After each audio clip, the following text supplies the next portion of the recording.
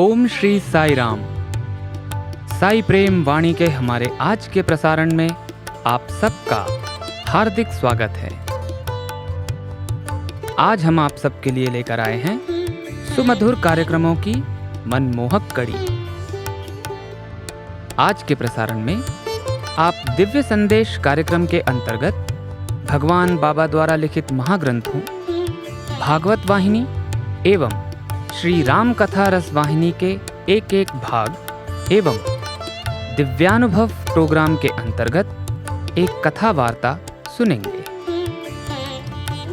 हम आदर्श जीवन आनंद उपवन के अंतर्गत एक मोहक कथा भी सुनेंगे। तो चलिए कार्यक्रम का शुभारंभ करते हैं।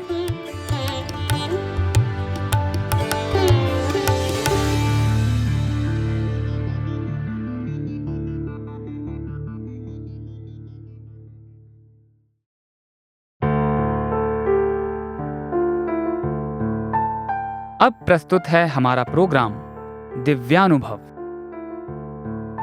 आज इसके अंतर्गत हम श्री ऋतुराज जी महाराज द्वारा भगवान के समक्ष सन 2010 के मार्च महीने में प्रस्तुत किए गए श्रीमद् भागवत सप्ताह का एक भाग सुनेंगे।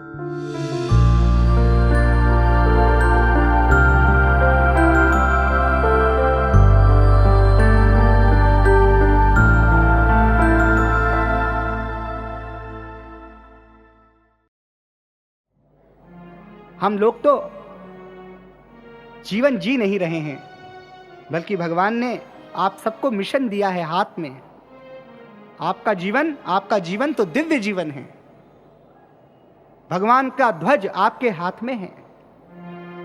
आप इस संसार के सबसे जिम्मेदार और सबसे जागृत नागरिक हैं। वरना एक बार तो वो रेलगाड़ी जा रही थी, तो एक व्यक्ति ने दूसरे व्यक्ति से पूछा, नमस्ते अंकल जी। वो नमस्ते बेटा। जी अंकल जी आप कहाँ रहते हैं? बेटा मैं दिल्ली में रहता हूँ। अच्छा अंकल जी दिल्ली में तो हम भी रहते हैं, बहुत अच्छी बात है। अंकल आप ये बताएं दिल्ली में कहाँ रहते हैं? बेटा हम दिल्ली में यमुना विहार में रहते हैं। अरे वाह, यमुना विहार में तो अंकल जी हम भी रहते हैं। अरे वाह बहुत अच्छी बात है, बहुत बड़ी दिल्ली है, बहुत बड़ा यमुना विहार है भाई, नहीं मिल पाए होंगे। अच्छा ये बताइए कि यमुना विहार में आप कौन सी गली में रहते हैं? बेटा गली नंबर 14। का अंकल बहुत अच्छी बात है, गली नंबर 14 में तो मैं भी रहता हूं। अच्छा गली नंबर 14 में आपका घर नंबर कौन सा है? बोले घर नंबर 5। बोले अरे अंकल ये तो और भी अच्छी बात है, घर नंबर 5 में तो मैं भी रहता हूं। अच्छा ये बताएं घर नंबर 5 में आपका कमरा नंबर कौन सा है? उन्होंने कहा कमरा नंबर 6। अरे अंकल कमरे नंबर 6 में तो मैं भी रहता हूं। अब एक बहुत बूढ़े दादाजी ऊपर वाली सीट पर लेटे थे, वो धड़ाम से नीचे गिर पड़े। किसी ने कहा डॉक्टर डॉक्टर डॉक्टर चेन खींचो, ये करो वो करो। अंकल जी ने कहा बाद में चेन खींचना, कहीं मैं मर भी गया तो मरने के पहले मैं एक बात जानना चाहता हूँ कि दिल्ली में आप दोनों रहते हैं, एक दूसरे को नहीं जानते, कोई बात नहीं। एक गली में आप दोनों रहते हैं, एक दूसरे को जानते हैं, कोई बात नहीं। यमुना विहार बहुत बड़ा है, हो सकता है गली भी बहुत लंबी हो, लेकिन एक घर में रहते हो, एक कमरे में रहते हो और एक दूसरे को नहीं जानते। उन्होंने कहा दादाजी कौन कहता है नहीं जानते, हम दोनों तो बाप बेटे हैं, पिता पुत्र हैं। तो उन्होंने कहा पिता पुत्र हो तो फिर क्यों पूछ रहे थे आप कहाँ के हो और आप कहाँ के हो? गली नंबर कौन सा है, घर नंबर कौन सा है, कमरा नंबर कौन सा है? उन्होंने कहा 26 घंटे की ट्रेन की यात्रा है अंकल जी, टाइम पास करने के लिए तो कुछ ना कुछ करना ही पड़ता है ना। नहीं, हमेशा समय का सदुपयोग करो, जीवन व्यर्थ नहीं है, आपका जीवन सार्थक है। आप एक उद्देश्य लेकर आए हैं। अन्य लोगों में अपने को मत देखिए, अन्य लोग और आप भिन्न हैं। आप भगवान के चुने हुए लोग हैं। भगवान का मिशन आपके हाथ में है। आपको लाखों गरीबों के आंसू पोंछने हैं, आपको लाखों लाखों दीनों को हृदय से लगाना है। आप भगवान के संदेश वाहक हैं। महाराज राम राज्य कैसे आएगा? एकई की मानसिकता बिगड़ गई और वह कोप भवन में जाकर बैठ गई। कोप भवन में जाकर बैठी, दशरथ जी आए, देवी तुम यहां कैसे? बोले बस आपने देवासुर संग्राम के समय में कहा था ना कि 2 वर मांग लो। केकई ने अपनी उंगली दशरथ जी के रथ के पहिए में लगा दी थी। युद्ध में वो हमेशा राजा के साथ रहती थी। आपने कहा था ना वर मांग लो, मैं वर चाहती हूं। वर ये कि तापस बेस विशेष उदासी, तापस बेस विशेष उदासी, तापस बेस विशेष 14 बरस राम बनवासी, 14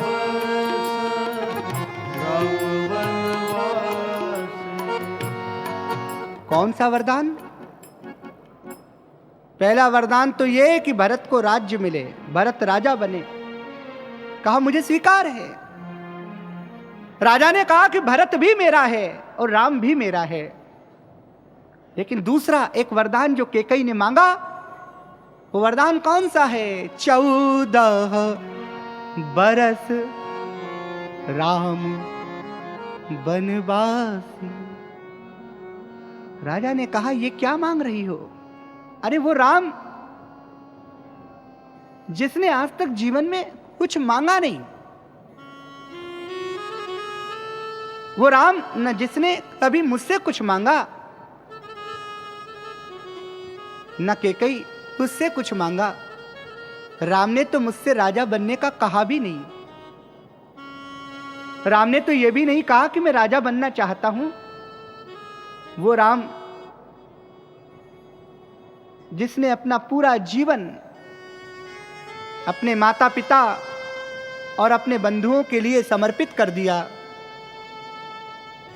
उस राम को तुम वनवास देना चाहती हो। देवी चाहे कुछ भी मांग लो, लेकिन राम का वनवास मत मांगो। राम प्राण मम प्राण आधारा, राम मेरे प्राणों के आधार हैं। देखो कैकेयी, भरत को राजा बना दो, पर राम को वन मत भेजो। राम जैसा शील, राम जैसा गुणवान पुत्र इस संसार में कोई दूसरा नहीं हो सकता। राम को तो रहने दो। पर कैकेयी अपनी जिद पर अड़ गई। और क्या कह रही है कैकेयी? देखिए, कैकेयी कह रही कि अरे महाराज, राम वन में जाके साधना करेगा, 14 वर्ष तक वन में रहेगा तो साधना करेगा। ब्रह्म ज्ञान प्राप्त करने के लिए तो वन में जाना चाहिए ना, तो खुद क्यों नहीं गई? कर्मेंद्रियाणि संयम्य या आस्ते मनसा स्मरन इंद्रियार्थान विमूढ़ आत्मा मिथ्याचारा सा उच्यते।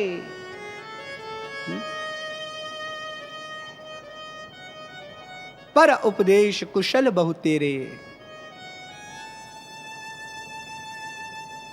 राम को भगवान राम तो स्वयं परमात्मा है। प्रभु की प्राप्ति की ज्यादा आवश्यकता तो कैकेयी को है। लेकिन बुरे लोग अपनी बुरी बातों को सिद्ध करने के लिए कुछ अच्छे तर्कों का और विचारों का सहारा लेते हैं। जैसे एक न्यायाधीश, उसने अनेक लोगों को फांसी दी, पर अब आज उसका खुद का लड़का ही सामने खड़ा है, तो क्या कहेगा कि व्यक्ति की वृत्ति को बदलो, फांसी देना बुरी बात है। यही स्थिति अर्जुन की हुई थी। अर्जुन ने लाखों लोगों को मारा था और अर्जुन कोई आध्यात्मिक व्यक्ति नहीं हो गया था। भगवान बहुत बड़े मनोवैज्ञानिक हैं। भगवान जान गए कि ये कोई आध्यात्मिक व्यक्ति नहीं हो गया है, इसने लाखों लोगों को मारा है, लाखों लोगों को मारेगा। लेकिन आज अर्जुन इसलिए रुदन कर रहा है क्योंकि अर्जुन के सामने उसके अपने ही लोग हैं। इसका कारण मोह एव ही केवलम, केवल मोह ही इसका कारण है और कोई नहीं। अर्जुन ने अभी तक लाखों लोगों को मारा है और उसके मन में जरा सा भाव तक पैदा नहीं हुआ। वही अर्जुन आज कह रहा है, गुरूनि हत्वा ही महानुभावान श्रेयो भोक्तुम भैच्यमपि हलोके हत्वार्थ कामास्तु गुरूनि हेवा मुंजीय भोगान रुधिर प्रतिग्धान न चैतद्य कतरन्नो गरियो यद्वा जयेम यदि वानो जयेयु यानेव हत्वा न जिजीविषामस्ते वस्थिता प्रमुखे धार्तराष्ट्रा कार्पण्य दोषो पैत स्वभावा पृच्छामि त्वां धर्म सम्मूढ़ चेता यच्छे श्रान्निश्चितं ब्रूहीते तन्मे शिष्यस्ते हम शाधि मां त्वं प्रपन्नं नहि प्रपश्यामि ममापनुद्यात् यच्छो कुमुच्छो षडमिन्द्रियाणाम् अवाप्य भूमा सपत्नं वृद्धं राज्यं सुराणाम् अपिचारिपत्यं। भगवान कहते चुप, अशोच्यानन्व शोचस्त्वं प्रज्ञावादाश्च भाषसे गतासून गतासूंशानान शोचन्ति पंडिता। पंडितों की बातें करता है, पंडितों जैसा तेरा आचरण नहीं है। हाँ, तू बात, अभी तक तूने लाखों लोगों को मारा, जब तो तेरे मन में कोई संवेदना जागी नहीं, आज अपने दिखाई दे रहे हैं। और अर्जुन सुन, ये तो पहले ही मर चुके हैं। कहा क्यों? बोले जिनके अंदर धर्म मर जाता है, जिनके अंदर की नैतिकता मर जाती है, जिनके अंदर की मानवीयता मर जाती है, वे लोग भी जीते जी मर जाते हैं।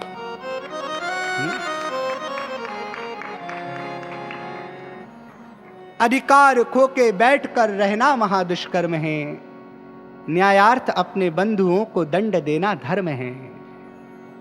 यदि न्याय के लिए अपनों को भी दंड देना पड़े, इसलिए प्रातःकाल हमने कहा था छोड़ दो उन बंधुओं को जो हमारे भगवान के पास आने से हमें रोकते हों। वो हमारा मित्र नहीं, शत्रु है। वो माता नहीं, कुमाता है जो भगवान के मार्ग पर जाने से हमें रोकती हो। वो पिता नहीं, वो पिता बैरी है जो भगवान की ओर जाने से हमें रोकते हैं। क्यों? क्योंकि जन्म जन्म के माता पिता तो भगवान ही हैं। राम को जैसे ही पता चला कि मुझे वन गमन की आज्ञा हुई है, वो राम जिनको अभी समाचार मिला था कि वे चक्रवर्ती सम्राट बनने वाले हैं, उन्हीं को ये खबर मिली कि मुझे वन गमन की आज्ञा मिली है। देखिए राम के चेहरे में कहीं कोई अंतर नहीं। तुरंत भगवान ने राजसी वस्त्र उतारे और तुरंत भगवान ने वल्कर वस्त्र धारण किए और श्री राम वन जाने को तैयार हुए। लक्ष्मण जी गए अपनी मां से आज्ञा लेने सुमित्रा अम्बा से। तो सुमित्रा अम्बा ने कहा, तात मेरे पास आज्ञा लेने क्यों आया है? तेरे माता और पिता तो राम और वैदेही हैं, सदैव उनकी सेवा करना और ध्यान रखना तेरे बड़े भैया और बड़ी भाभी को तेरे कारण सदैव सुख हो, जीवन में कभी दुख ना हो। बेटा मेरे दूध की लाज रख लेना। तू पूछने क्यों आया? अरे तेरी वास्तविक माता तो जानकी है, तेरे वास्तविक पिता तो राम हैं। लखनलाल ने मां के चरणों को प्रणाम किया। मां प्रणाम है आपको। ओहो हो, जिसके मन में भगवान के प्रति इतना प्रेम है वही तो लक्ष्मण की मां हो सकती है, वही तो लखन की मां हो सकती है। भगवान वन को जा रहे हैं, जानकी कह रही है मैं भी चलूंगी। भगवान कहते नहीं नहीं जानकी तुम नहीं चलोगी। जानकी कहती मैं भी चलूंगी। और सुनिए राघवेंद्र, मेरे पिताजी ने मेरे शरीर का बंधन आपके शरीर से नहीं किया है, मेरे प्राणों का गठबंधन आपके प्राणों से किया है। यदि मेरा शरीर आपके साथ वन नहीं जाएगा तो कोई बात नहीं, लेकिन मेरे प्राण तो आपके साथ वन जरूर जाएंगे।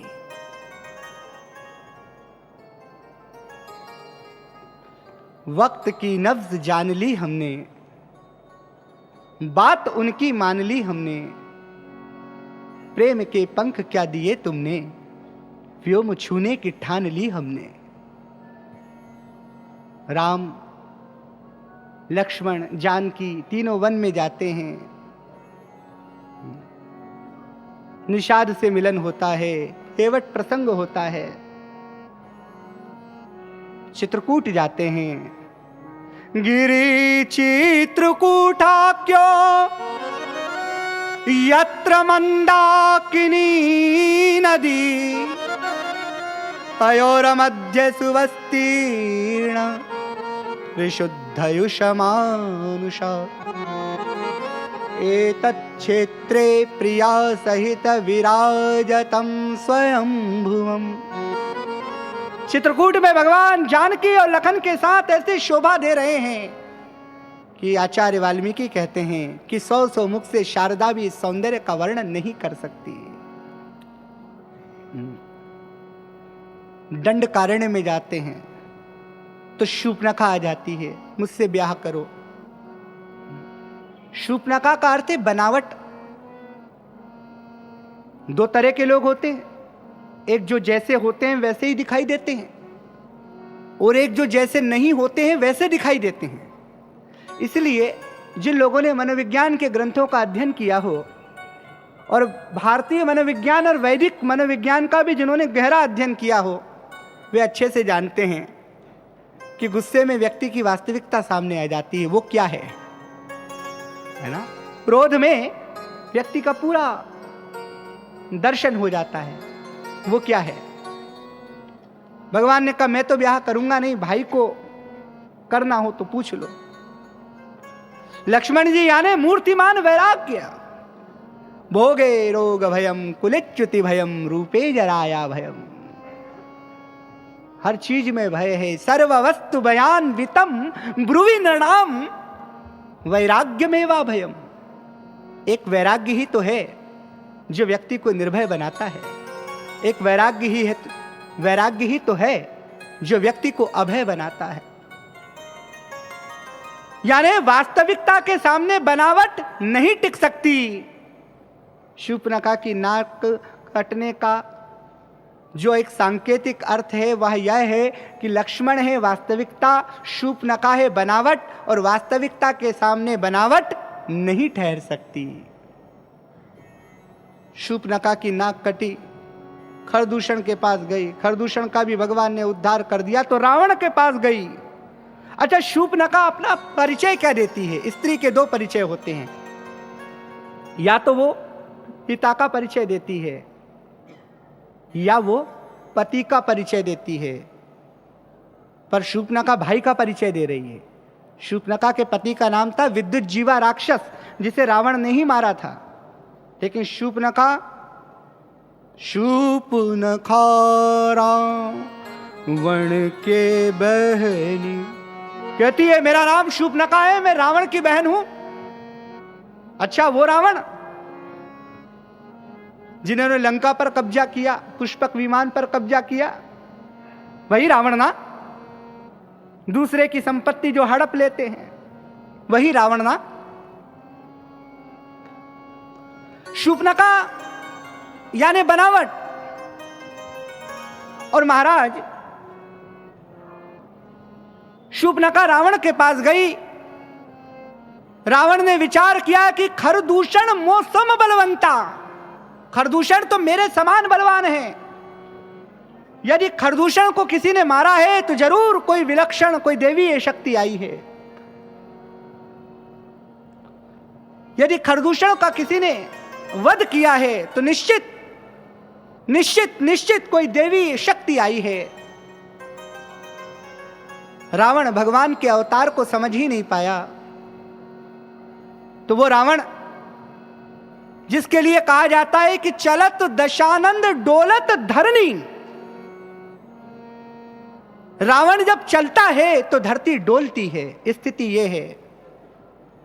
लेकिन आज वही रावण जानकी का हरण करने आया है। तो कैसे आया है? बेस बदल कर आया है। मारीची को भेजा है स्वर्ण मृग बनाकर, और मां जानकी ने जब सोने का मृग देखा तो राम जी से प्रार्थना की कि प्रभु मुझे स्वर्ण मृग चाहिए। भगवान राम ने कहा जानकी सोने का मृग होता ही नहीं, स्वर्ण मृग होता ही नहीं। जानकी ने कहा नहीं नहीं प्रभु, मुझे तो सोने का हिरण चाहिए। तो राम ने कहा कि जानकी चिंता मत करो, आज के बाद तुम एक ऐसे शहर में पहुंच जाओगी जहां सड़कें सोने की होंगी, गलियां सोने की होंगी, घर सोने के होंगे, स्त्री पुरुष सोने से लदे हुए होंगे। लेकिन याद रखना जानकी, सोने के उस नगर में राम नहीं होगा। वही हुआ। भगवान तो स्वर्ण मृग के पीछे गए, जोर की आवाज आई, मायावी राक्षस ने आवाज लगाई, लक्ष्मण लक्ष्मण लक्ष्मण। जानकी ने लक्ष्मण से कहा कि देखो भैया संकट में हैं। लक्ष्मण तो जानते हैं कि क्या भगवान को भी कभी कोई संकट हो सकता है? जो पूरे संसार को संकट से बचाते हैं, जो पूरे ब्रह्मांड को संकट से बचाते हैं, क्या उनको भी कोई संकट हो सकता है? लक्ष्मण ने तुरंत हंस दिए। लक्ष्मण, जानकी ने कुछ ऐसे शब्द कहे जो नहीं कहने चाहिए थे, तो लक्ष्मण एक रेखा खींच कर गए। भगवान बाबा ने हम सबके जीवन में रेखा खींची है, मानवीय मूल्यों की, सत्य, धर्म, शांति, प्रेम और अहिंसा की। और जो भी इस मानवीय मूल्यों की रेखा को लांघेगा, उसकी शांति रूपी सीता का हरण हो जाएगा। सत्य, धर्म, शांति, प्रेम और अहिंसा। हम सत्य की सीमा में रहें, हम धर्म की सीमा में रहें, हम शांति की सीमा में रहें। हमारा प्रेम निष्काम और निस्वार्थ हो।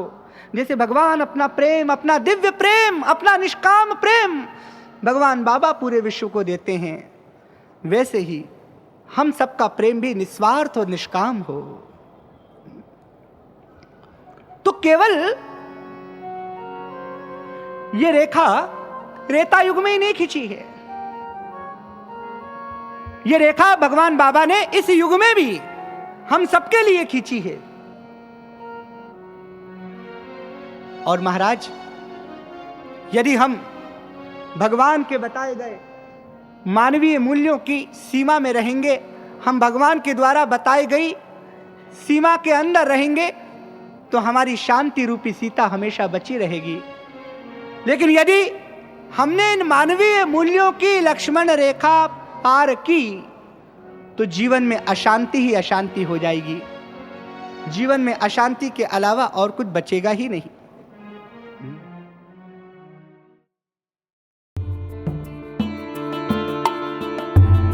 अभी आप सुन रहे थे हमारा दिव्यानुभव प्रोग्राम।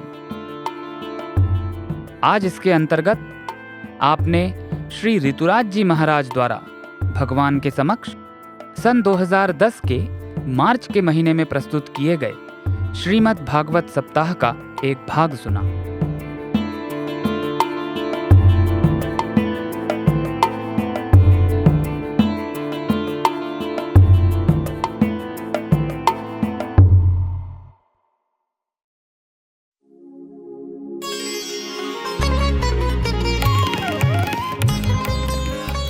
अब प्रस्तुत है दिव्य संदेश। इसके अंतर्गत भगवान बाबा द्वारा लिपिबद्ध किए गए महाग्रंथों में से एक श्री राम कथा रसवाहिनी का एक भाग आज हम प्रस्तुत करने जा रहे हैं। दिव्य संदेश, साई संदेश, दिव्य संदेश, साई संदेश।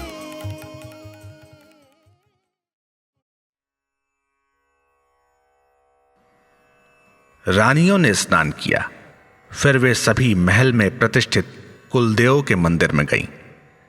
वशिष्ठ ने वहां पूजा पाठ किया। दिव्य पुरुष द्वारा दी गई दिव्य खीर को वहां 3 स्वर्ण कटोरों में रखा गया। फिर वशिष्ठ ने दशरथ को बुलाकर कहा, राजा, अपनी रानियों को ये कटोरे दे दो, पहले कौशल्या को, फिर सुमित्रा को, अंत में कैका को। राजा ने उनके आदेश का पालन किया। रानियों ने कटोरे हाथ में लेकर वशिष्ठ और दशरथ का चरण स्पर्श किया। तदुपरांत वशिष्ठ ने उन्हें निर्देश देते हुए कहा कि वे उस खीर अथवा प्रसाद को केवल ऋष्यशृंग ऋषि का चरण स्पर्श करने के बाद ही खाएं, क्योंकि उन्होंने ही यज्ञ किया था।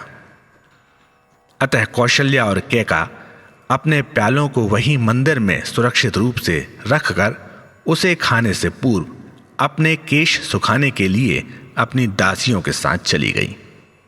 इस बीच सुमित्रा छत पर जाकर मुंडेर पर अपना कटोरा रखकर धूप में अपने बाल सुखाने लगी। उसके मन में बारंबार यह बात आ रही थी, वह तो दूसरी रानी थी। अधिकार के अनुसार सबसे बड़ी रानी का पुत्र सिंहासन पर बैठेगा, या फिर तीसरी रानी कैका के पुत्र को राजगद्दी मिलेगी, क्योंकि उसके विवाह के समय राजा ने उसे यह वचन दिया था।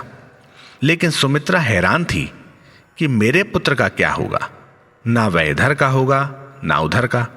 अतः फिर भला पदवी और सत्ताहीन पुत्र बनकर उसे कष्ट सहने की क्या आवश्यकता। पुत्र उत्पन्न हो और फिर उसकी उपेक्षा हो, इससे बेहतर है कि उसका जन्म ही ना हो। लेकिन यह विचार तो केवल क्षण भर के लिए ही था। शीघ्र ही उसने मन को समझा लिया।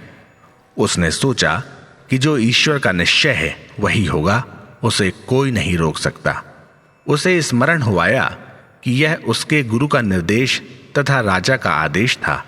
अतः वह खीर खाने के लिए प्याले के पास गई। अभी उसने प्याला उठाया ही था कि कहीं से एक गिद्ध उड़ता हुआ आया और पंजा मारकर अपनी चोंच में कटोरा लेकर दूर आकाश में उड़ गया। खीर के प्रति अपनी असावधानी पर सुमित्रा को बहुत पश्चाताप हुआ। उसने सोचा कि यदि राजा को इस दुर्घटना के विषय में मालूम हो गया तो वे बहुत दुखी होंगे। वह दुविधा में पड़ गई। वह सीधी अपनी बहन कौशल्या के पास गई और उसने संपूर्ण घटना सुनाई। उसी समय कैका भी अपने सूखे हुए बालों को बांधकर अपना स्वर्ण का प्याला लेकर वहां आ गई। उन तीनों में परस्पर ऐसा अगाध प्रेम था जैसे वो तीनों रेशम की डोर रूपी प्रेम में बंधी हों। अतः राजा को यह दुखद समाचार न देने के लिए वह एक और स्वर्ण प्याला ले आई और कौशल्या तथा कैका ने अपने हिस्सों में से थोड़ा थोड़ा डाल दिया, ताकि जब मंदिर में ऋषि श्रृंग मंगलोच्चारण करें तथा अन्य गुरुजन एवं विद्वान पवित्र वेद पाठ करें तो वे तीनों अपना अपना स्थान ग्रहण कर लें। रानियों ने पवित्र प्रसाद ग्रहण किया और मंदिर के सामने साष्टांग प्रणाम किया। वे ऋषि श्रृंग के चरण स्पर्श कर अपने अपने महलों में चली गईं। समय बीता। रानियों के गर्भवती होने का समाचार सभी लोगों में फैल गया। रानियों का वर्ण निखर आया। 10वां महीना लग गया। दासियां और धाएं इस शुभ घड़ी की प्रतीक्षा में थीं तथा बड़ी सावधानी पूर्वक रानियों की देखभाल कर रही थीं। इसी बीच उन्हें पता चला कि कौशल्या को गर्भ की पीड़ा हो रही है। वे उनके महल की ओर दौड़ी। रास्ते में ही उन्हें महारानी के राजकुमार होने की सूचना मिल गई। दूसरे दिन कैका के पुत्र हुआ। संपूर्ण रनिवास हर्ष और आनंद से परिपूर्ण हो गया। अगले दिन सुमित्रा को भी गर्भ पीड़ा हुई और उसने जुड़वा पुत्रों को जन्म दिया। सर्वत्र मांगलिक लक्षण दृष्टिगोचर थे। इस शुभ सूचना से सभी लोग आनंद विभोर थे। भूमि पर हरियाली छा गई। सर्वत्र वृक्ष फूलों से लद गए। पवन संगीतमय हो गया। मेघों ने न केवल उन रनिवासों में ही सुगंधित अमृत बूंदें वर्षित की जहां पर शिशु अपने हिंडोले में लेटे थे। दशरथ के हर्ष की सीमा नहीं थी। जहां वे पुत्रहीन होने के महान दुख में डूबे थे, अब वहां 4 पुत्रों के एक साथ जन्म से उन्हें अवर्णनीय संतोष और प्रसन्नता मिली। राजा ने ब्राह्मणों को आमंत्रित कर उन्हें स्वर्ण गौएं और अपार भूमि दान में दी। उन्होंने निर्धनों को धन तथा वस्त्र आदि बांटने के प्रबंध करवाए। इसके अतिरिक्त जिनके पास घर नहीं थे उन्हें घर भी दान में दिए गए। चारों ओर लोग जय जयकार कर रहे थे। राज्य की जनता ने एक विशाल समूह बनाकर गीत व नृत्य द्वारा अपना हर्ष व्यक्त किया। प्रजा ने गौरवपूर्वक कहा, राजवंश में अब राजकुमार पैदा हो गए हैं। निज पुत्रों के जन्म से भी अधिक जनता इनके जन्म पर उल्लासित थी। स्त्रियों ने परमात्मा की इस अनुकंपा के प्रति आभार प्रकट करने के लिए ईश्वर की पूजा की, क्योंकि उन्हें विश्वास था कि उनके राजा के पुत्र होना दिव्य कृपा का संकेत था। दशरथ ने राजवंश के वशिष्ठ वशिष्ठ को महल में आमंत्रित किया और उनकी सलाह के अनुसार नवजात शिशुओं की जन्म कुंडली बनवाने के लिए एक निपुण ज्योतिषी को बुलाया। उसने उन्हें बतलाया कि कौशल्या का पुत्र सर्वाधिक शुभ घड़ी उत्तरायण चैत्र मास शुक्ल पक्ष नवमी पुनर्वसु नक्षत्र सोमवार सिंह लग्न तथा अभिजित काल में हुआ था, जबकि विश्व में शांति थी, जबकि मौसम न गर्म था न ठंडा। कैका का पुत्र अगले दिन हुआ, जो चैत्र मास शुक्ल पक्ष दशमी मंगल गंध योग था। तीसरे दिन जुड़वा पुत्र हुए। यह दिन था चैत्र मास शुक्ल पक्ष एकादशी, आश्लेषा नक्षत्र, वृद्धि योग। ज्योतिषी से यह सब बातें सुनकर उससे कहा गया कि वह अपने ज्योतिष ज्ञान के अनुसार जन्म कुंडली बनाए तथा राजा को उसका परिणाम सुनाए। फिर दशरथ ने वशिष्ठ से प्रार्थना की कि वे शिशुओं के नामकरण संस्कार हेतु शुभ समय निश्चित करें। राजगुरु कुछ क्षण ध्यान में डूबे रहे। उन्होंने अपनी यौगिक दृष्टि में भविष्य देखा। फिर उस ध्यान से निकलकर उन्होंने कहा, महाराज, आपके पुत्र सामान्य मनुष्य नहीं हैं, वे अतुलनीय हैं। वे तो देवता हैं जिन्होंने मानव देह धारण की है। ये दिव्य व्यक्तित्व हैं। विश्व का सौभाग्य ही इन्हें इस लोक में ले आया है। मैं इन दिव्य शिशुओं का नामकरण संस्कार करने को अपना परम सौभाग्य मानता हूं। माताएं 3 हैं लेकिन पिता एक ही है। वशिष्ठ ने निश्चय किया कि कौशल्या द्वारा पुत्र को जन्म देने के दिन से 10 दिन तक अपवित्र दिन गिने जाने चाहिए। अतः ऋषि ने घोषित किया कि कौशल्या के पुत्र जन्म का 11वां दिन नामकरण संस्कार के लिए शुभ था। राजा कृतज्ञता पूर्वक वशिष्ठ के चरणों में नतमस्तक हो गए तथा वशिष्ठ अपने आश्रम को चल दिए। ज्योतिषी ने अनुमोदन कर दिया और संस्कार हेतु आवश्यक सामग्रियों की सूची तैयार करने लगा। उसने वह सूची प्रधान पंडित को दे दी और राजा द्वारा प्रदत्त विभिन्न उपहारों से लदा अपने घर की ओर चल दिया। दशरथ ने अपने संपूर्ण राज्य के सभी जागीरदारों, शिष्टजनों, दरबारियों, ऋषि मुनियों तथा विद्वानों को उनके पद के अनुसार यथोचित नामकरण संस्कार के निमंत्रण पत्र भेजे।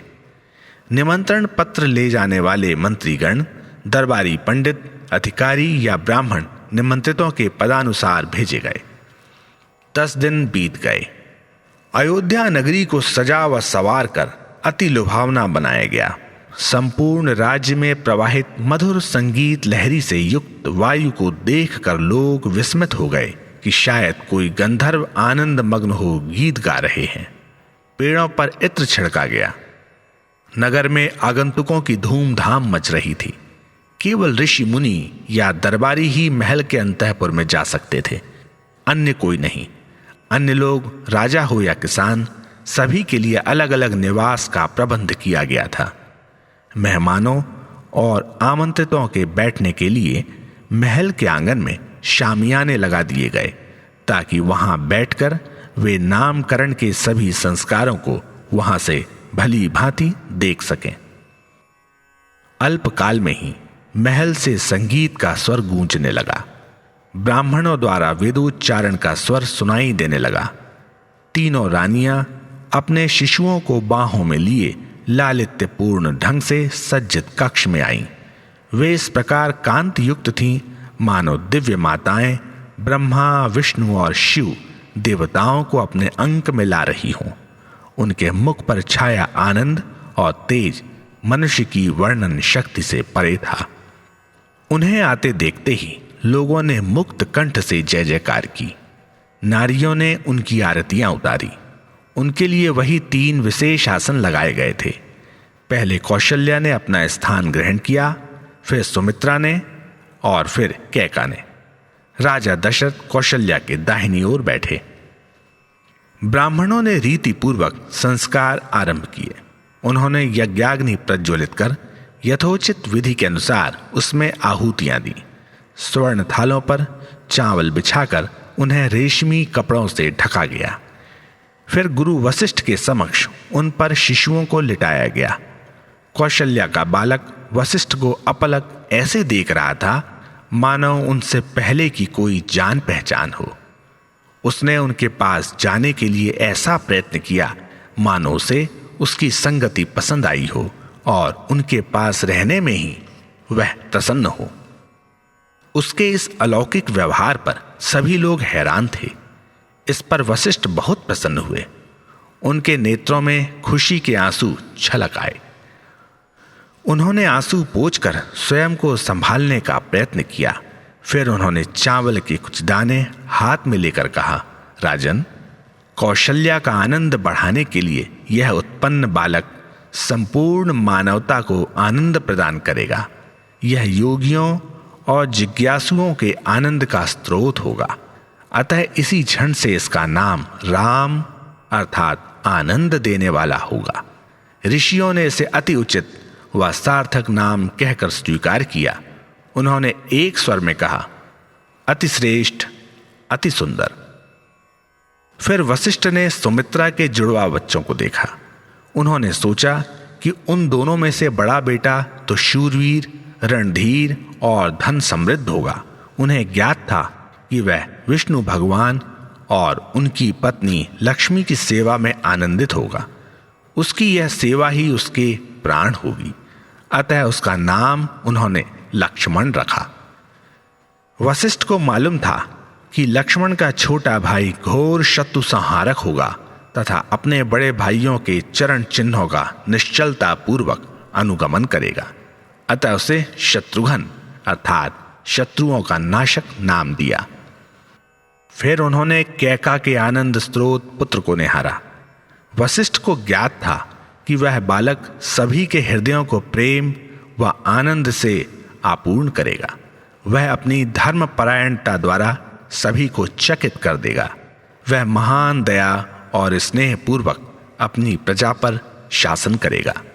अतः वशिष्ठ ने उसका नाम भरत अर्थात राज्य करने वाला रख दिया। जब राजगुरु ने उन शिशुओं के भविष्य का वर्णन किया तो यह सुनकर सभी लोग अति प्रफुल्लित हुए। राजकुमारों के प्रति उनके मन में प्यार और दुलार भर गया तथा उसी दिन से वे उन बालकों को राम, लक्ष्मण, शत्रुघ्न और भरत के नामों से पुकारने लगे। दशरथ ने उत्सव में सम्मिलित सभी लोगों को विशाल भोज दिया। वहां आगत सभी व्यक्तियों को हर्षित किया। उन्होंने सबको उनके पदानुसार अतिथि सत्कार दिया तथा नाना प्रकार के उपहार भेंट में दिए। उन्होंने विभिन्न प्रकार की वस्तुएं दान पुण्य में दी। निर्धनों तथा दीनों को गाय, भूमि, स्वर्ण तथा अन्य अमूल्य दान दिए। उन्होंने सभी की आवश्यकताओं को ध्यान में रखा ताकि कोई भी व्यक्ति असंतुष्ट या निराश न रह जाए। उत्सव समाप्त हो जाने पर उन्होंने सभी को शिष्टता पूर्वक विदाई दी। माताओं के प्रगाढ़ लाड़ प्यार सहित शिशु बड़े होने लगे। लेकिन एक बहुत ही कौतूहलपूर्ण बात शुरू में ही दृष्टिगत हुई। प्रारंभ से ही यह देखा गया कि लक्ष्मण हमेशा राम को ही चाहता था और शत्रुघ्न सदा भरत को। लक्ष्मण जन्म से ही सदा क्रंदन करता रहता था।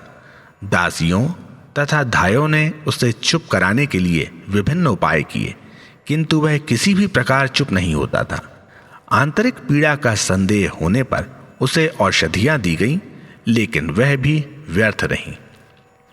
अतः सुमित्रा को विश्वास हो गया कि उसके शिशु की पीड़ा दवाइयों से परे थी। उसने गुरु वशिष्ठ को बुलाया।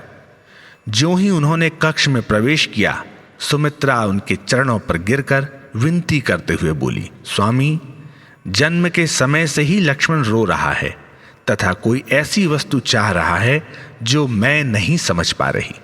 मैंने चिकित्सकों की भी सलाह ली और उनके निर्देशानुसार इलाज भी किया, लेकिन इसका यह रुदन दिन प्रतिदिन बढ़ता ही जा रहा है। यह बिल्कुल भी कम नहीं हुआ। यह मां का दूध भी नहीं पीता। यह बिल्कुल नहीं सोता। यदि ऐसा ही रहा तो यह हिष्टपुष्ट कैसे होगा? कृपया मुझे इसके इस व्यवहार का कारण बताएं तथा इसे आशीष दें कि यह अपने इस सतत रुदन को छोड़ दे। एक क्षण तो वशिष्ठ ने अपने मन में सोचा, फिर उन्होंने कहा, हे रानी, इसकी पीड़ा तो अलौकिक है और आप उसे सामान्य उपायों व औषधियों से दूर करने का प्रयत्न कर रही हैं। इसकी चाह तो मानव बुद्धि से परे है। आप मेरे कथनानुसार करें तो शिशु चुप और प्रसन्न हो जाएगा। उसी क्षण से यह रोना छोड़ देगा और खुशी से खेलने लगेगा। इसे यहां से ले जाकर कौशल्या के पुत्र राम के साथ लिटा दें। यही एकमात्र औषधि है। यह कहकर वशिष्ठ ने माता और शिशु को आशीर्वाद दिया और फिर वहां से चल दी। उनके इस वचनों को सुनकर सुमित्रा अपने पुत्र को राम के पालने में ले गई, क्योंकि अपने शिशु को प्रसन्न रखने की उसे अति चिंता थी। उसने उसे राम के साथ लिटा दिया और उसी क्षण से उसका रोना बंद हो गया और वह हंसने और खेलने लगा। इस परिवर्तन को देखने वाले सभी लोग दंग रह गए। जो लक्ष्मण अभी तक जल में से निकाली मीन के समान तड़फ रहा था, वह अब ऐसे किलकारियां मार रहा था और खुशी से अपने हाथ पैर ऐसे घुमा रहा था जैसे मीन को पुनः जल में फेंक देने पर वह हर्षपूर्वक तैरती और इधर उधर उछलती कूदती है।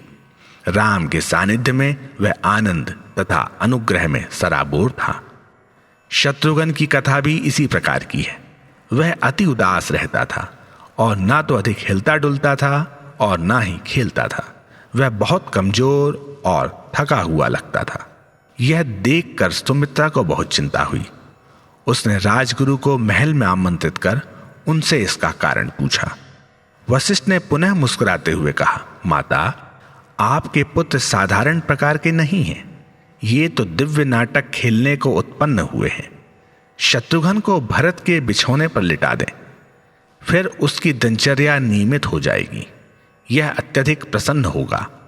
आपको चिंता करने की कोई आवश्यकता नहीं है। इस प्रकार वशिष्ठ उसे आशीर्वाद देकर चले गए।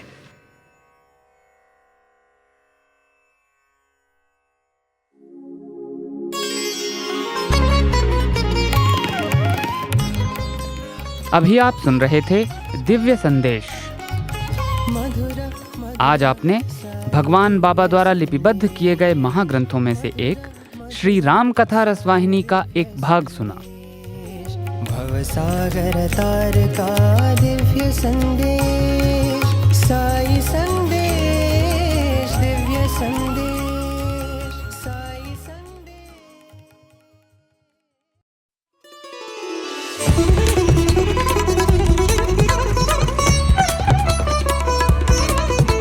आप सुन रहे हैं रेडियो साईं प्रशांति निलयम से हिंदी प्रसारण साईं प्रेम वाणी।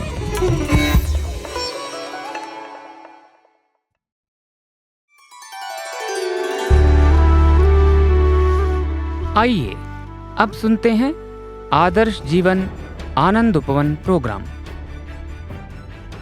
आज इसके अंतर्गत हम शेरू मामा की कहानियां के रूप में विख्यात हमारी एनिमेशन सीरीज से ली गई एक कड़ी प्रस्तुत करेंगे। इस कहानी का शीर्षक है ईश्वर की योजना।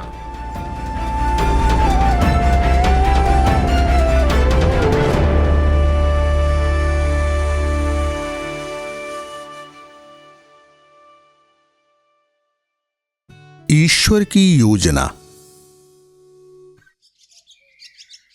एक रविवार को बिल्लू अपनी नानी के घर गया। दोनों बगीचे में घूम रहे थे। तभी नानी, देखो सेब के पेड़ पर मधुमक्खी का छत्ता। इतना बड़ा, इसमें तो 3 लीटर शहद निकल सकता है, पर हम लेंगे नहीं। वाह, शहद! पर हम लेंगे क्यों नहीं नानी? क्योंकि मधुमक्खी अपने बच्चों को पालने के लिए शहद इकट्ठा करती है, पर आदमी वो सारा ले लेता है। अगर हम वो शहद ना लें तो बाग में कितनी सारी और भी मधुमक्खियां पल सकती हैं, है ना? नानी देखो, उस बेल पर सफेद गोल गोल सा क्या लटक रहा है? बिल्लू, वो तितली का घर है, उसे ककून कहते हैं। अब घर चलो, अंधेरा हो रहा है।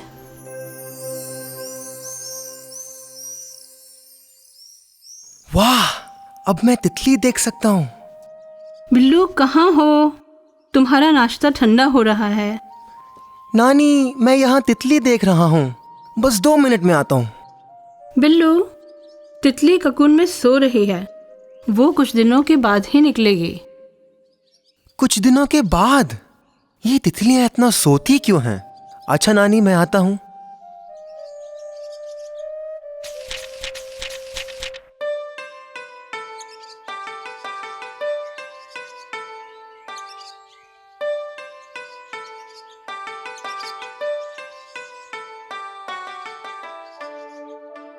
अरे, ककून में तो छेद है। मुझे तितली भी नजर आ रही है। ओह, ये तो बेचारी फंसी हुई है। मैं ककून तोड़कर इसे निकाल लेता हूं। मैं तो बड़ा हूं ना। तितली, अब तो मोड़ सकती हो। ये क्या? ये तो तितली नहीं, कीड़ा है। और इसके पंख भी कितने छोटे हैं। नानी नानी, ये क्या? ये तो तितली नहीं, कीड़ा है। अरे बिल्लू, ये तुमने क्या किया? बेटा, तुमने ककून क्यों तोड़ा? नानी, तितली फंस गई थी। मैं तो उसे सिर्फ बचा रहा था। बिल्लू, ककून से निकलने की कोशिश करते करते जब पंख मजबूत हो जाते हैं तब तितली खुद ककून तोड़कर बाहर आ जाती है। तब वो खुश होकर उड़ती फिरती है। भगवान ने हर चीज हमारे भले के लिए बनाई है और उसका सही समय भी नियत किया है। छोटे छोटे पंछी भी जब उनके पंखों में ताकत आती है तभी उड़ पाते हैं। छोटा सा बीज वक्त आने पर ही अंकुर से पेड़ बन पाता है। ठीक वैसे ही ये कैटरपिलर भी वक्त आने पर ही तितली बनकर उड़ पाता है। इस संसार में सब कुछ ईश्वर की योजना के अनुसार ही होता है। हम धीरज से काम लेंगे तो हमेशा खुश रहेंगे।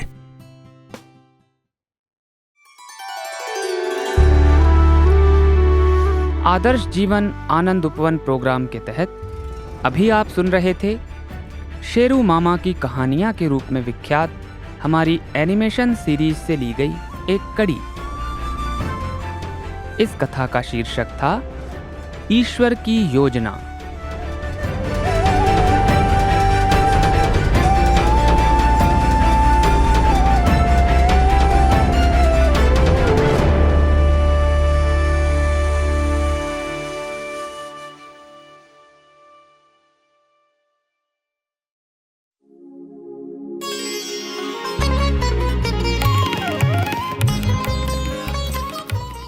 अब प्रस्तुत है दिव्य संदेश।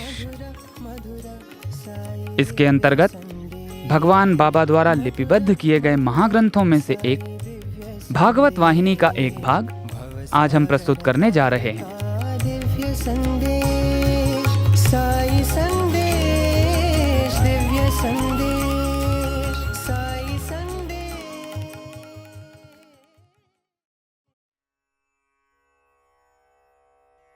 अध्याय 30। महाराज, भागवत स्वरूप यह वृक्ष अत्यंत ही श्रद्धा व भक्ति का संचार करने वाला है। यह समस्त आनंद व शुभदायक चिन्हों का स्रोत है। भगवान श्री नारायण बीज स्वरूप हैं जिनसे यह उगा है। यह पौधा ही ब्रह्मा है। वृक्ष का तना है नारद। व्यास जी उसकी विभिन्न शाखा प्रशाखाएं हैं। इसका मधुर फल है कृष्ण की कथा। वे ही व्याकुल हृदय वाले जो दैहिक चिंता को बिना सोचे, समय का ध्यान न रखकर व्याकुलता से उस अमृत की आकांक्षा में रत रहते हैं और जब तक वह फल प्राप्त नहीं हो जाता चैन नहीं लेते, वास्तविक साधु व योगी हैं। हे समस्त साधु व मुनिगण, आज के दिन मैं आप सबसे भागवत शास्त्र की व्याख्या करूंगा। कृष्ण की वह मनोहर कथा जिसे अपने मन में संचित कर रखें और अपने को दुख व भ्रम से बचाएं। आपने समस्त शास्त्रों को सुन रखा है। समस्त साधनाओं में भी आप अग्रगण्य हैं, पर आपने वह नहीं सुना है जो श्रेष्ठ है।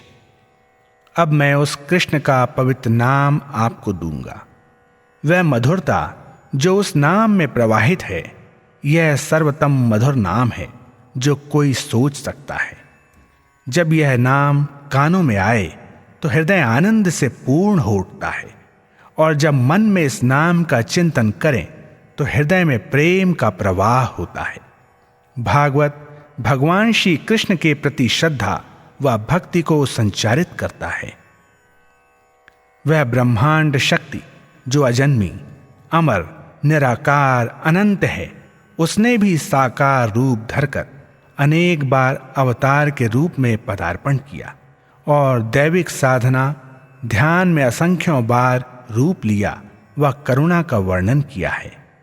इस प्रकार से अनेक विचार और रूप धरकर भगवान ने मनुष्य जाति को हर बार पतन से बचाया है। वही वास्तविक भक्त हैं जो इसके गौरव का गान करते हैं। इसके गान को ध्यान से सुनें और इसको ठीक प्रकार से हृदयंगम करें। भागवत के अनुसार जो चल सके वही वास्तविक भागवत है। भागवत भक्त और भगवान का मिलन कराता है। कहने का तात्पर्य है कि यह कथा आपको ईश्वरीय भावना से पूर्ण कर देती है और आप में दैवत्व स्थापित करती है। ईश्वर केवल दुष्टों के विनाश के लिए ही अवतरित नहीं होते, वह तो अनेक कारणों में से केवल एक कारण है। वास्तव में वह आते हैं अपने भक्तों के लिए। गाय का दूध मुख्यतः उसके बछड़े के लिए है, परंतु मनुष्य इसे अपने स्वास्थ्य के लिए व्यवहार में लाता है। इसी प्रकार ईश्वर भी सगुण रूप में आते हैं अपने भक्तों के लिए, साधुओं के लिए, उनकी देख रेख और रक्षा के लिए। परंतु अविश्वासी व बुरे लोग भी अपने स्वार्थ हेतु यह अवसर ग्रहण करते हैं। अतः भागवत में ईश्वर के गौरव गान के साथ साथ उन बुरे व्यक्तियों की कथाएं भी आती हैं। इससे भगवान की महत्ता घटती नहीं। जब गन्ने से मधुर रस निकाला जाता है तो उसकी अवशिष्ट वस्तु फेंक दी जाती है। जब दैविक मधुरता का पान कर लिया जाता है तब उसका ऐसा अवशेष भी हटा दिया जा सकता है। गन्ने में मधुरता व सीढ़ी दोनों हैं। अतः भक्तों को भी अविश्वासी लोगों के मध्य रहना है। वे इसके बिना रह नहीं सकते। ईश्वर समय व स्थान में परिमित नहीं है। उनके समक्ष समस्त प्राणी वर्ग समान हैं। वह जीव निर्जीव सबके स्वामी हैं। हर एक युग के अंत में महाप्लावन होने से समस्त विलीन हो जाता है और पुनः ब्रह्मा के रूप में उत्पत्ति होती है। तब वह जीव गणों की सृष्टि करते हैं। विष्णु के रूप में वह सब में अपने गौरव का अंश देकर परिपालित करते हैं। वह तृप्ति के पद पर अग्रसर करते हैं। वही पुनः शिव के रूप में इस क्रम का विनाश द्वारा अंत करते हैं। अतः तुम देखते हो कि ईश्वर की क्षमता का कोई अंत नहीं है। उनकी कार्यशीलता की कोई सीमा नहीं है। वह विभिन्न प्रकारों से अवतरित होते हैं, कभी तो अपनी कला के रूप में या कभी शक्ति के अंश मात्र के रूप में। कभी किसी निश्चित उद्देश्य को लेकर वह आभ्यंतरिक रूप से अनुप्रेरणा देने के लिए आते हैं, तो कभी किसी युग का अंत करके नवीन का उद्घाटन करने आते हैं, युगावतार का रूप लेकर आते हैं। इसका वर्णन ही भागवत है। एक ही ईश्वरीय सिद्धांत तीन रूपों में लागू है, ब्रह्मा, विष्णु और शिव। ये सृष्टि के चक्र को चलाने व पूरा करने के लिए है। इन तीनों रूपों का सार एक ही है। कोई ऊंचा व कोई नीचा ऐसा नहीं, तीनों एक ही स्तर के हैं। सृष्टि से संपर्क रखने वाला ब्रह्मा का रूप है। पालक के रूप में वह विष्णु है और प्रलय के लिए वह शिव है। जब वह किसी समय किसी रूप में किसी उद्देश्य को लेकर आते हैं तब वह अवतार कहलाते हैं। वास्तव में मनु प्रजापति आदि ब्रह्मा द्वारा भेजे गए अवतार गण हैं जो विश्व में सृष्टि के लिए आए थे। समस्त घटित होता है केवल उनकी इच्छानुसार ही। अतः हम कह सकते हैं कि हर एक साधु संत, अच्छे व बुरे लोग समस्त विष्णु के ही अवतार हैं। जीवगण के समान अवतार भी अगणित हैं, क्योंकि हर एक का जन्म दैविक संकल्प के अनुसार ही होता है। परंतु युगावतार की कथा ही उल्लेखनीय है, क्योंकि वह तो नैतिकता व धार्मिकता की स्थापना के उद्देश्य से आते हैं। बाकी सबकी कथा तो दुख व निराशा की कथा है। ब्रह्मा ने मनु को पृथ्वी पर भेजा जीवों की उत्पत्ति के लिए, और देवी जो स्त्री रूपिणी थी उनसे हटकर पृथ्वी को नीचे ले गई। ब्रह्मा को तब विष्णु की सहायता लेनी पड़ी और विष्णु ने शूकर का रूप धरकर धरती को लाकर पुनः पानी के बीच में रखा। बाद में सम्राट वेणु के अत्याचारों से पृथ्वी पर संकट इतना बढ़ गया कि धरती माता ने समस्त बीज अपने में ही समाये रखा, उसको उगने नहीं दिया। अतः जीवगण भूख के मारे तड़प उठे। समस्त पहाड़ी स्थानों में कहीं भी हरियाली नहीं रह गई। तब ईश्वर ने पृथु का रूप लिया, जिन्होंने कि धरती को समतल बनाया, खेती व पौधों के लिए उपजाऊ बनाया और इससे जीवों की भलाई हुई। उन्होंने धरती का अपनी संतान के समान लालन पालन किया और इसी से यह पृथ्वी कहलाई। कहा जाता है कि उन्होंने ही पृथ्वी पर प्रथमतः नगरों का निर्माण किया था। कहने का तात्पर्य यह है कि यह ईश्वर की ही इच्छा थी कि यह हो। उन्होंने मनुष्यों का धर्म व नैतिकता के मध्य बनाए रखने के लिए वेदों की रचना की। वेदों में मनुष्यों की मुक्ति के लिए नियम व सिद्धांत दिए गए। जब असुरों ने वेदों को चुराने का सोचा, तब उन्होंने इनको जल के मध्य छिपा रखा और ईश्वर ने इसका पुनरुद्धार करने के लिए मछली का रूप लिया। उन्होंने मनु व सप्त ऋषियों का उसी पानी से उद्धार किया। इसी कारण से कहा जाता है कि ईश्वर ने मछली का भी रूप लिया था। हे ऋषिगण, हे सम्राट परीक्षित, जब आप मानव इतिहास और सृष्टि की कथा सुने तो हो सकता है आपके मन में संदेह की भावना आए, परंतु ईश्वर का संकल्प अत्यंत गूढ़ है। उसे आप पार्थिव वस्तुओं की भांति नहीं समझ सकते। कभी तो वह आपको अर्थहीन प्रतीत हो सकता है, परंतु भगवान कोई कार्य ऐसा नहीं करेंगे जिसका कोई निश्चित कारण ना हो। हो सकता है कि वे प्रत्यक्ष प्रतीत नहीं हो रहा हो, परंतु वह उन्हीं की इच्छा का फल है। सब कुछ उन्हीं का संकल्प है।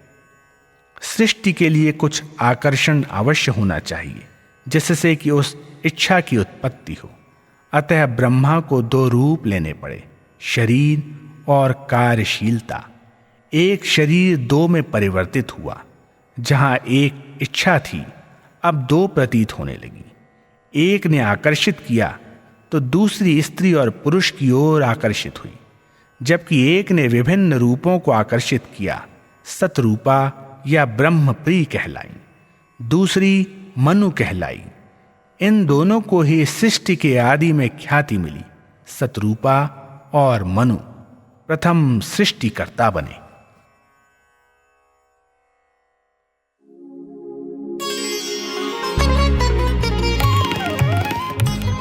अभी आप सुन रहे थे दिव्य संदेश। आज आपने भगवान बाबा द्वारा लिपिबद्ध किए गए महाग्रंथों में से एक भागवत वाहिनी का एक भाग सुना।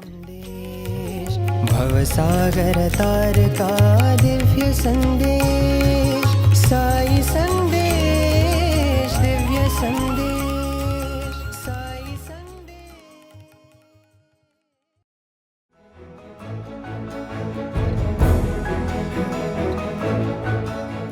प्रेम रस से सराबोर साई प्रेम वाणी का ये प्रसारण यहीं समाप्त होता है। उम्मीद है हमारा आज का कार्यक्रम आपको पसंद आया होगा। अपने सुझावों को हम तक जरूर भेजें। हमारा व्हाट्सएप नंबर है 9393258258 9393 258 258। हिंदी भाषा में हमारी ये सभी प्रस्तुतियां YouTube पर भी उपलब्ध हैं। इन्हें वहां देखने या सुनने के लिए हमारे YouTube चैनल को सब्सक्राइब करें और कमेंट बॉक्स में अपने सुझाव देना ना भूलें। हमारी वेबसाइट पर हमारे कार्यक्रमों को अपनी इच्छानुसार सुनने के लिए आप रेडियो साई www.saiprim.org/hindi पर इनको डाउनलोड भी कर सकते हैं।